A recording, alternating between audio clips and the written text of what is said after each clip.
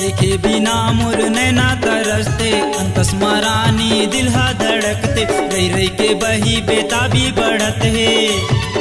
तोर चेहरा के चार गुना टिकली हा शोभा बढ़ाते, तोर चेहरा के चार गुना टिकली हा शोभा बढ़ाते।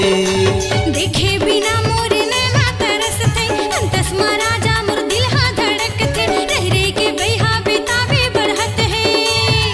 तोर चेहरा ले चार गुना तोर सादगी राजा भागे, तोर चेहरा ले चार गुना तोर सादगी राजा भागे।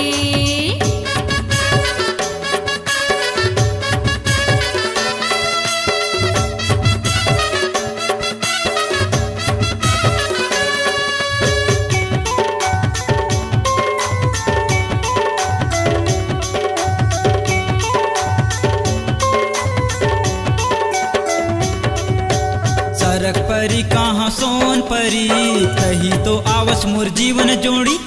जाति पाति के नहीं है भेदभाव, दे देना ते चिनारी मुंदेरी। का करबे मुंदर के चिन्हारी, जिंदगी तो तोर हो गे है संगवारी।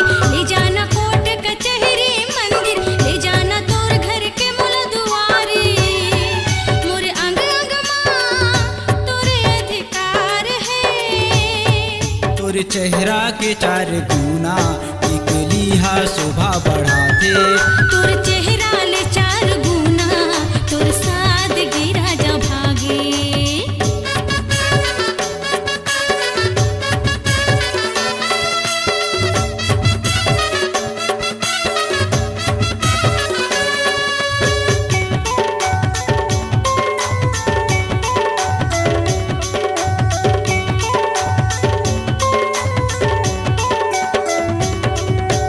अमर हो ही हमर प्रेम कहानी, माया मा दुनिया टीके हवे रानी।